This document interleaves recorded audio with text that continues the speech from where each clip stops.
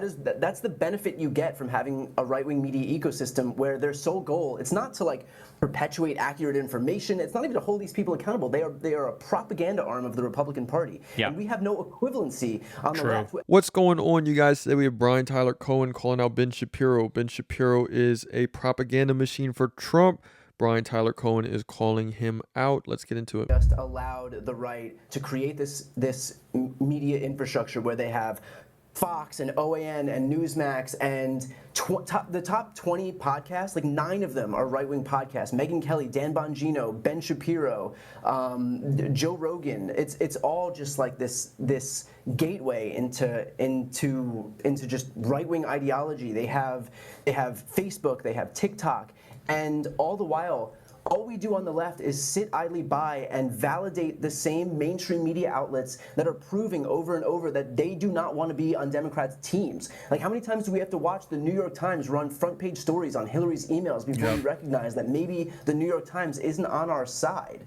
And yet, instead of laying hands on progressive media, instead of validating progressive media, instead of calling to build up progressive media, they continue to like heap benefits, confer all these benefits onto the mainstream media that's showing them through both sidesism, through bad coverage that they just don't, they're not into it. They don't care. They don't care about being on the team. I think the issue is, and this is, there are so many different things that go into this. It's not simple, but I think that things like the media, a lot of this is downstream from another thing that I think is really important. I don't know if you have any children or if you've ever had a dog before or whatever, but if somebody is allowed to do something and there's not a punishment for it, then they're going to continue to do that behavior, especially if they reap something positive for it.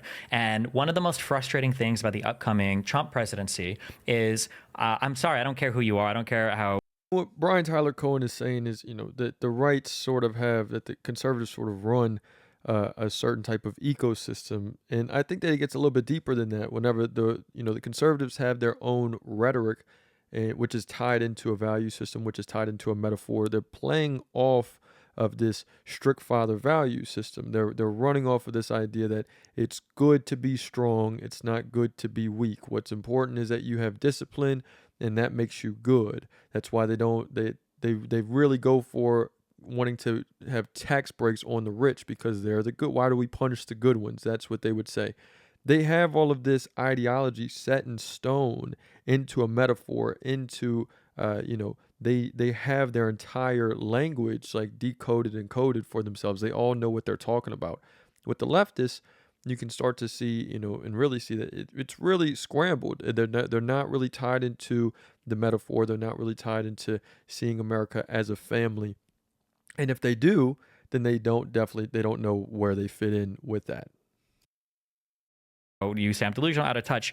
Biden and this administration did a phenomenal job at righting the ship on this economy. We are outperforming every other economy in the world when it comes to metrics like inflation. Bro, you want to talk about hire? Dan is a small business computer guy over here. You want to hire a computer programmer? You go to the United Kingdom. These guys make like 35,000 quid a year, okay? The United States is in an amazing spot compared to the rest of the world.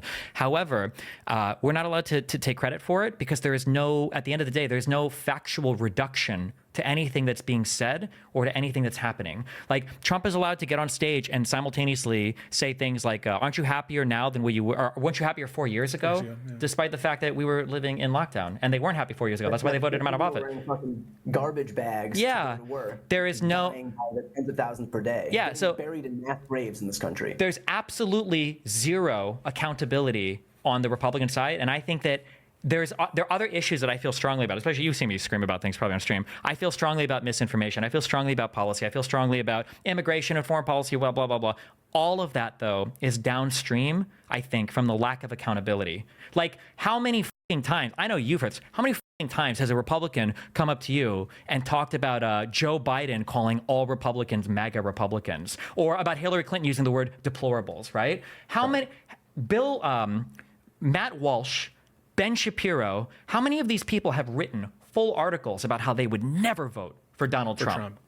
And they're some of his biggest glazers today, right? It was Ben Shapiro first who Remember on January Ted 7th. Cruz getting his wife Ted fucking Cruz? dominated? Yeah. An It was insurrection. Ben Shapiro who, before I did, called it, this was an insurrection. Nobody, I don't even know if anybody in the media was using that term. And Ben Shapiro came out and said, this was an insurrection. We have to be honest. And now it's like January 20. Oh, you mean when the police led people through the building? Like, there is no accountability on the Republican side for anything.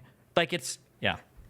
Excusable, unjustifiable, awful on every level, disgusting on every level. Just terrible, terrible. When you have rioters taking over the U.S. Capitol building, the seat of American democracy, and when you have those rioters saying that they are doing so in the name of the President of the United States, and when you have them doing that to the legislative branch of the government, and when you have those people, they are rioters, they are not protesters, okay? As soon as you commit an act of vandalism or violence, you are no longer in the category of protester, you are now a rioter. And unlike some folks who have justified riots based on the perspective of the rioters, if you're a criminal, you're a criminal, and you should go to jail. You should go to jail. And this was an attempted act of insurrection. I mean, technically speaking, that's what it was, considering that the reason that this happened is because Congress was simply there doing their constitutional duty and tabulating the state-certified electoral count. It is an evil act to invade the seat of government and do violence to people. It turns out we now have over a dozen police officers who are injured. There are 4 people who are dead. 1 person was shot. 3 people. And I think it's important to maybe backpedal a little bit on what Destiny's saying as far as, what is important for sure. Like policy is important, all of these things where people might stand on certain issues, the tangibles are definitely important. But I think what the difference is between the left and the right, why conservatives and liberals never see eye to eye, is because they see the world differently, which has nothing to do with policies. It has completely to do with the why, with the philosophy on where they're both coming from, how they see the world. The liberals, I believe the progressives, that is what they're crying for right now. We're crying for, why do we do these things? Why do we feel the right, which gives us a base to debate upon, to go against whenever we have people that might say, oh, so you don't care that all these immigrants are going to be coming in and they're breaking into our houses and blah, blah, blah, and they're doing these things to terrible people. Policy doesn't answer that. Policies don't answer that at all. The values of progressives, the values of liberals is what is important right now. That's what has to be reestablished. That's what has to be not even redefined by any means necessary. That's what has to get, reintroduced. People died in medical emergencies yesterday. That's as bad an event as I've ever seen in American public life. Frankly, I think that in many ways, it's the worst thing to happen to the United States of America since 9/11. But I mean that lends itself to the exact argument from before. That's the benefit you get from having a right-wing media ecosystem where their sole goal, it's not to like perpetuate accurate information. It's not even to hold these people accountable. They are a propaganda arm of the Republican Party. Yeah. And we have no equivalency on the left. And when I say equivalency, like we don't need somebody to just cheer. Are you allowed to curse on this stream? Yeah. Is there any?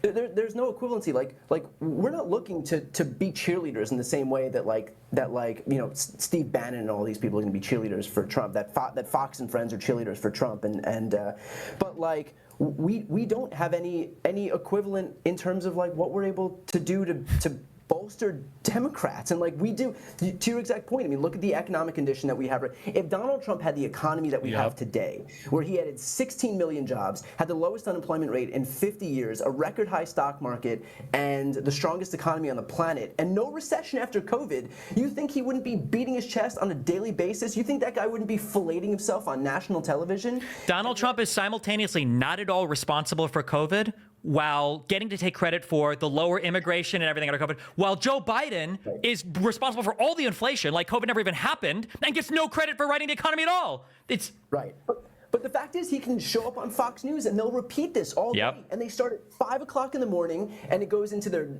midday coverage, and we end with Laura Ingraham, and end the evening with like Greg Gutfeld's Comedy Hour, and it just never stops. And these people are pumped with this stuff all day long. All of their viewers are just have this information pumped into their veins to the point where now, 4 years later, to your point, you were talking about the revisionist history when it comes to COVID. They think that was some period of great prosperity. We were burying Americans in mass graves 4 years ago. Like, what are we doing here? We lost 3 million jobs. The unemployment rate was 6.5%, and the economy suffered an economic contraction. Our economy shrunk when Donald Trump was president. And you want to say, oh yeah, it was COVID. Well, why did we have 5% of the world's population and 20% of the world's deaths? Like what was it, 3 million or 1 million people? How many people died from COVID? It's millions. This is where, Brian Tyler Cohen and Destiny are making a great point. I want to add on to that point and say, I may sound like a broken record, but again, the values is what is going to sway anyone in the middle. The values is going to sway even the ones on the right. The right now are saying, oh yeah, they see the left in a vulnerable spot because they're unclear what the values are. They're very, very big on values.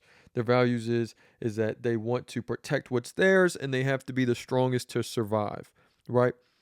But they don't know what the other side of the values are. They have no clue what progressive values are, what leftist values are.